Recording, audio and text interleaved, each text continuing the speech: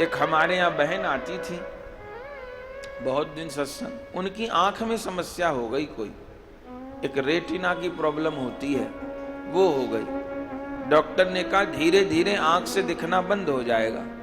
दिल्ली गंगाराम में वो लोग दिखा के आए, कितनी बार आंख का कौन चेकअप होता है वो उनका हुआ, रिपोर्ट उनके पास।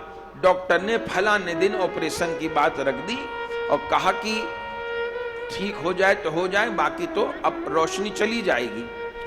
हमारी गाजियाबाद हनुमान मंदिर में गौरांग कथा हो रही थी, ये बात हो गई 12 साल 13 साल की।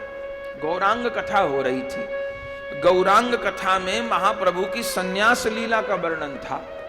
तो संन्यास लीला का वर्णन करते हमने कहा कि महाप्रभु जाने लगे घर छोड़ के तो गंगा जी में कूदे और गंगा कूद कर फिर हा कृष्ण कहते संन्यास लेके चले गए।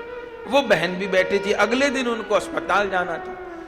वो ऐसी तन में होके कथा सुने कि जब हमने कहा कि महाप्रभु गंगा जी में कूद गए तो उस बहन की आंख पर, माने कथा हो रही जैसे हम यहां कथा कह रहे हैं, जैसे हमने कहा महाप्रभु गंगा में कूदे, उस बहन की आंख के ऊपर छटक के पानी आके गिरा कथा में। माने उसे अनुभव हो रहा है, कथा कह रहे हैं कि महाप्रभु कूदे गंगा जी में, तो कोई कूदेगा गंगा जी में छिटकेगा ना जल, तो उसको लगा कि छिटक के मेरी आंख पर पानी आके गिरा।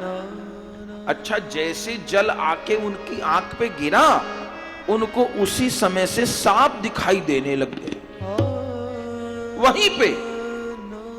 तब उनको लगा कि ये भ्रम होगा, ये होगा। अगले दिन डॉक्टर के गए, हे भगवान आपको क्या कहें। डॉक्टर, माने ऑपरेशन होना होता है ना, उससे पहले फिर सारी एक बार रिपोर्ट होती है कि ऊपर नीचे तो कोई नहीं हो गया। ऑपरेशन होना था, दोबारा आंख का चेकअप कराने गए, वो रोगी गायब हो गए।